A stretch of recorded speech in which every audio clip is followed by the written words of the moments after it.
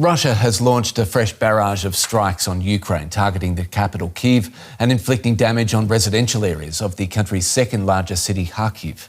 It comes after more than 20 people were killed in a Ukrainian attack on the Russian city of Belgorod, an attack that Moscow said would not go unpunished.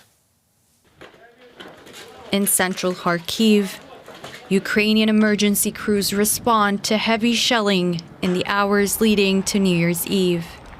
They say Russian forces struck here at least 6 times, injuring over a dozen people and damaging several apartment buildings. One of the residents, Irina, survived with minor injuries. This is our new year.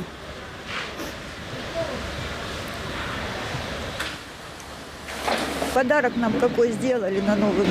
a present they gave us for this new year. They have black souls, simply black souls. They bomb residential areas. There are people here. How can one do such a thing? The strikes in Kharkiv are only the latest of over 100 missiles that rained down on Ukrainian cities in the last few days. Ukraine has described it as the largest aerial assault since the start of the war nearly 2 years ago. Another strike hit a nursery and completely destroyed it.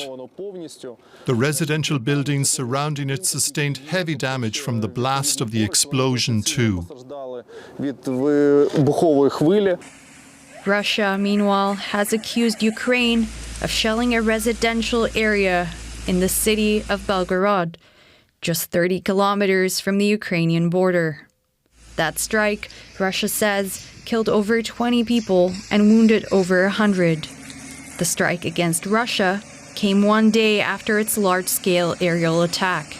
Ukraine hasn't officially claimed responsibility, but President Volodymyr Zelensky warned Moscow would be held responsible for its intensified strikes.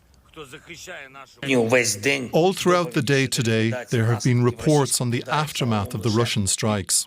In total, more than 120 cities and villages in Ukraine suffered from yesterday's Russian attack alone. 39 people were killed. For all the strikes on Odessa, Sumy and Kyiv, for every Shahed drone, for every Russian missile, the terrorist state will bear responsibility, both in a political and also practical sense.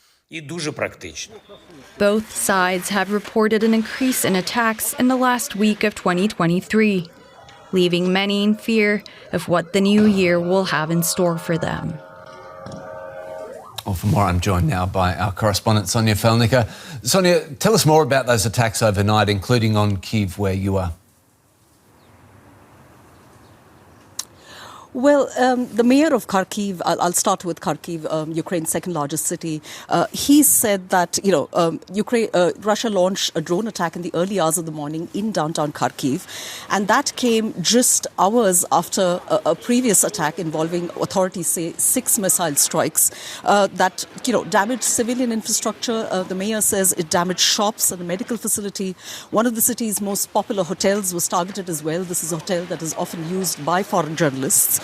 Videos on social media show a massive gaping hole in the facade of this hotel. More than 25 people are said to be injured. And here in Kyiv, the regional administration has said that air defenses in the region have been engaged in repelling another wave of Russian drone attacks. Residents on social media have been reporting loud explosions in the city this morning. And of course, this comes as the death toll in Kyiv from what Ukraine says is Russia's largest aerial assault this week. That death toll has gone up. The mayor says 18 people are now confirmed dead. There is a rescue operation still going on in the city at the site of a factory in the center of the city which is feared to have taken a direct missile hit. And the mayor here, Vitaly Klitschko, says this is the deadliest attack so far for civilians in the capital. Sonia, this past week has been especially intense in terms of air attacks from both sides. Why the sudden increase in intensity? Well, I think Ukrainian officials have been bracing for weeks for Moscow to kind of step up attacks leading into the new year, as it did last year. They've been also warning for months that, Russia has been building up a missile stockpile that it's planning to use in winter. But of course, the scale and intensity of these attacks across Ukraine this week has come as a shock. The Ukrainian media says the attacks on Belgorod, the Russian border city of Belgorod, was Ukraine's answer to these attacks. And so analysts here are saying it shows that, both sides are willing to escalate. But above all, it shows that, Kyiv is determined to take the war now closer home to Moscow and shatter, a sense of stability and normalcy that prevails there despite Russia's invasion of Ukraine. We've heard from President Zelensky, who said Ukraine will continue to work to push the war back from where it came from, back to Russia. And I think the scenes of destruction and death that we saw in Belgorod this week are, kind of signs of that. DW's Sonia Phalnikar in Kyiv. Thank you. For more, I'm now joined by Frank Ledwidge, military analyst and former British military intelligence officer. Good to see you again. Why do you think that we've seen both Russia and Ukraine increase their attacks in the last week of 2023? Well, good morning, Claire. Concerning the Ukrainian attacks on Belgorod, what the Ukrainians say is that civilian casualties were caused by Russian anti-aircraft missiles crashing, which seems not unlikely. But it's clear also there may be a retaliatory element there. As to the situation more widely, I don't think any of this is a surprise. We were expecting a Russian assault using their consolidated and accrued weaponry, or weaponry accrued over the last few months. We're going to see more of these missile assaults over the next few days as well, I would assess, and it's not only me. The Russians want to start the new year as they wish to go on. And the main objective of this is to deplete Ukraine's air defences, with a subsidiary objective, I suspect, same as last year, of undermining the morale of civilians, both of which I think these will fail. The West's very determined to make sure that Ukraine does not or isn't vulnerable due to lack of air defence. So that's what's going to happen, I suspect, and those are the reasons. I'm curious what you can tell us about this fighting we've been hearing about in the east, especially these battles in and around Avdiivka. What is your take on which side there has the upper hand? There's clearly no panic on the Ukrainian side. The Russians are making incremental advances, not just there, actually all over the front. But we're talking here, 100 metres here, 100 metres there. The Ukrainians are holding. Concerning Avdiivka itself, look, the reason the Russians are particularly set on here is because it's the last location from which Ukraine can shell Donetsk. It's been a running sore and embarrassment now for about nearly 8 years since Ukraine has held it. They are cutting into the Ukrainian salient. What we have here is a salient. This town is surrounded on three sides. It's a similar situation, Claire, to Bakhmut earlier this year. And the question will be, how much is Ukraine willing to invest in holding on to this place? There would be a political cost in losing it, but also a casualty cost too.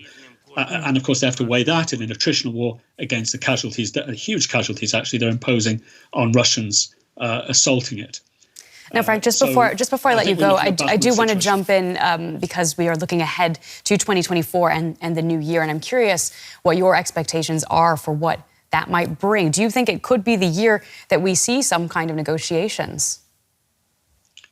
I don't think so. I don't think there are incentives on either side. From the Ukrainian perspective, their objective is to hold on, to consolidate, to start to build their industrial and weapons base, and to consolidate those front lines, to build and sustain fortifications, and to rebuild their armed forces. From the Russian perspective, they will continue on the assault.